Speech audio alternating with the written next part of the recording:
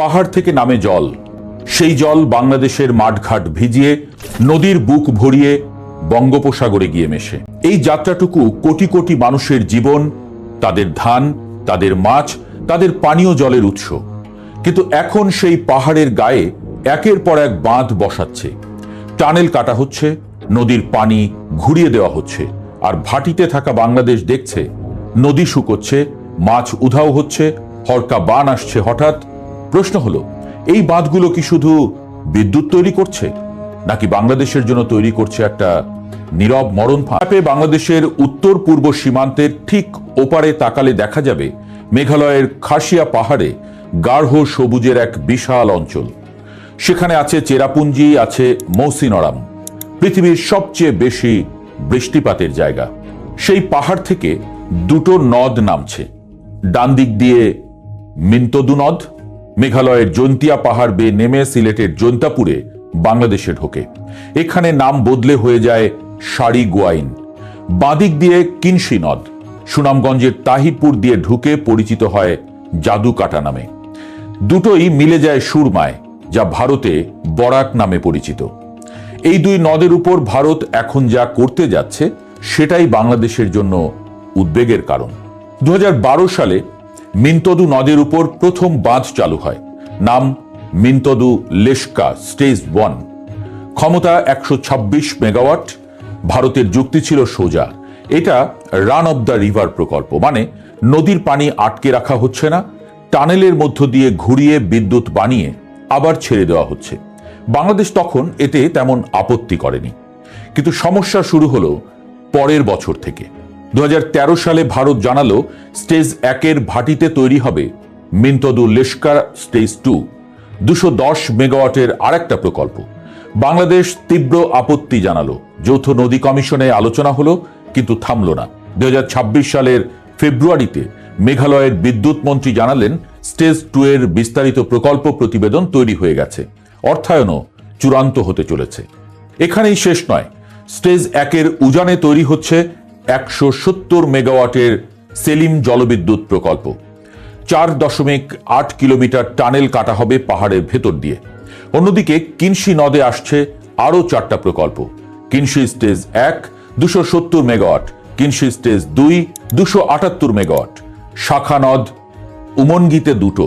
খাসিয়া পাহাড়ে আরেকটি শাখা নদে মৌবলেই প্রকল্প 140 মেগাওয়াট। মোটা হিসাব করলে দাঁড়াচ্ছে মিন্তদু ও কিনশি মিলিয়ে কমপক্ষে 7টা জলবিদ্যুৎ প্রকল্প। ভাবা যায়? রান অব দ্য রিভার মানে হলো নদীর স্বাভাবিক প্রবাহে বড় কোনো বাধা না দিয়ে বিদ্যুৎ তৈরি করা। কোনো বিশাল জলাধার নেই, পানি আটকে রাখা নেই। এই যুক্তিতেই এই প্রকল্পগুলোকে পরিবেশ বান্ধব বলা হচ্ছে। কিন্তু একটা বাঁধ হলে হয়তো এই যুক্তি মানা যেত।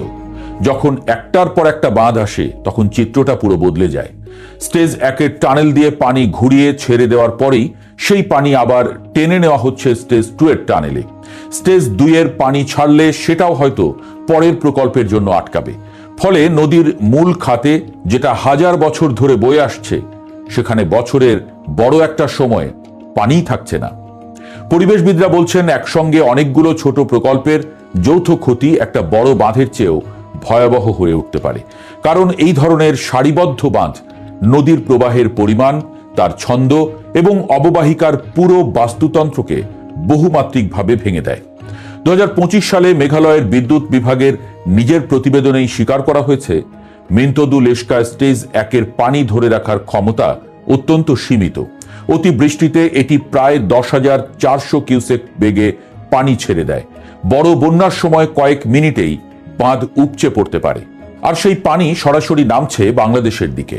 মিন্তদু লেশকা স্টেজ 2-এর গণশুনানিতে মেঘালয়ের স্থানীয় বাসিন্দারাই ফুঁসে উঠেছিলেন। তাদের অভিযোগ, স্টেজ 1 তৈরির সময় নির্মাণের তেল আর সিমেন্ট নদে পড়ে পানি ব্যবহারের অযোগ্য হয়ে গিয়েছিল। বাঁধ দেওয়ার পর নদের অনেক জায়গা শুকিয়ে যায়, খেয়া পারাপার বন্ধ হয়ে যায়। হঠাৎ পানি ছেড়ে দিলে বালু আর পাথরের স্তর ধুয়ে যায়, আর পরিযায়ী মাছ পুরোপুরি বিলুপ্ত হবে বলে আশঙ্কা করা হচ্ছে। কারণ নদীর গতিপথ বদলে গেলে এই মাছগুলো আর উজানে উঠতে পারবে না। ভাটিতে বাংলাদেশের অবস্থা আরও নাজুক। সিলেটের জৈন্তাপুর আর সুনামগঞ্জের তাহিরপুর, এই দুই এলাকার মানুষের জীবন এই দুই নদের সঙ্গে সরাসরি বাধা।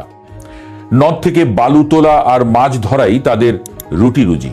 শুষ্ক মৌসুমে যদি নদ শুকিয়ে যায় আর বর্ষায় যদি হঠাৎ ঢল আসে, দুটোতেই এই প্রান্তিক মানুষগুলো সর্বশান্ত হয়ে যাবেন। ফলে এটা শুধু পানি প্রবাহের সংকট নয়, এটা লক্ষ মানুষের জীবন জীবিকার সংকট। আর একটা ভয়ের জায়গা আছে। মেঘালয় আর বাংলাদেশের উত্তরাংশে আবহাওয়ার ধরন পাল্টে গেছে। গবেষকরা দেখছেন এই অঞ্চল ধীরে ধীরে আরো শুষ্ক হচ্ছে, কিন্তু একই সঙ্গে হঠাৎ করে আগের চেয়ে 4 গুণ বেশি তীব্র বৃষ্টি হচ্ছে, যা মাত্র কয়েক ঘন্টার মধ্যে ভয়ঙ্কর হরকা বান ডেকে আনতে পারে। এই পরিস্থিতিতে যদি উজানে একের পর এক বাঁধ থাকে, তাহলে কি হবে? বাঁধগুলো হঠাৎ উপচে পড়লে বা পানি ছেড়ে দিলে সেই ঢলের সামনে বাংলাদেশ কার্যত নিরস্ত্র। তিস্তা নিয়ে বাংলাদেশ দশকের পর দশক দর কষাকষি করে যাচ্ছে। টিপাইমুখ বাঁধের বিরুদ্ধে আন্দোলন করে সেটা ঠেকানো সম্ভব হয়েছিল, কিন্তু মিন্তদু আর কিনশির এই বাঁধগুলো নিয়ে বাংলাদেশ এখন পর্যন্ত কার্যত নীরব। বিশেষজ্ঞরা বলছেন এই নীরবতাই সবচেয়ে বড় বিপদ, কারণ বাঁধ একবার তৈরি হয়ে গেলে তারপরে দাবি জানানোর জায়গা থাকে না বললেই চলে। তো এখন কি করা দরকার? প্রথমত, বাংলাদেশের প্রয়োজন সব তথ্য, মেঘালয়ের প্রকল্পগুলোর বিস্তারিত পরিকল্পনা, পরিবেশ মূল্যায়ন প্রতিবেদন, বার্ষিক পানি প্রবাহের হিসাব, কারণ তথ্য ছাড়া আলোচনা সম্ভব নয়, দাবিও সম্ভব নয়। দ্বিতীয়ত, প্রয়োজন সম্মিলিত পরিবেশ প্রভাব মূল্যায়ন, শুধু একটা বাঁধের নয়, পুরো সিরিজের, কারণ আলাদা আলাদাভাবে দেখলে প্রতিটা প্রকল্পকেই নিরীহ লাগবে, কিন্তু একসঙ্গে দেখলে বোঝা যাবে সত্যিকারের বিপদটা কোথায়।